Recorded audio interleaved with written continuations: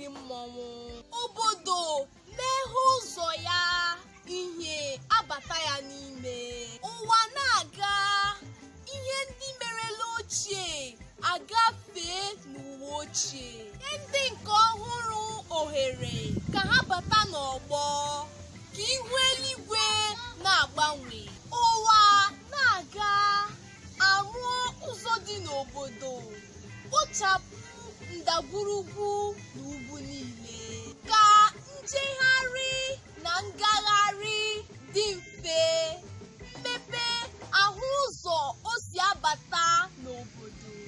Ụwa na-aga, ewuo ụlọ akwụkwọ dị mma n'obodo, ka ụmụaka nwee ike ịnọ n'ala nna ha nweta ihe ibe ha na-enweta na mba, ka esite n'agụmakwụkwọ nweta ọtụtụ mmepe ndị ọzọ. Ụwa na-aga, ọkụ latrik abata n'obodo, uru dị na ya dị ọtụtụ. Mba oge gboro obodo hiri nne, ọkụ dịrị achọwa ihe eji eme.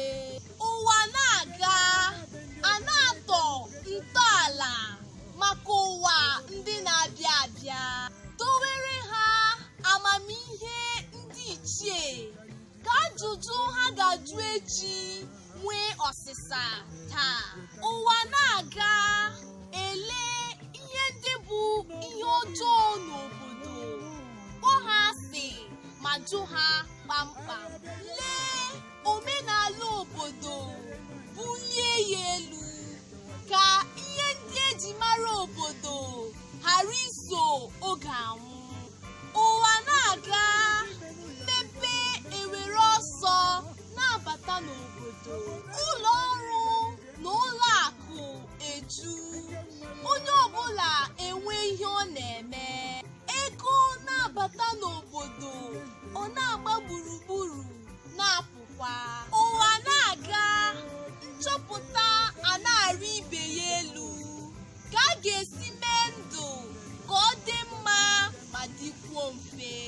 Nke obodo ọbụla dị mma ya, ha ejie ya jisie ya ike.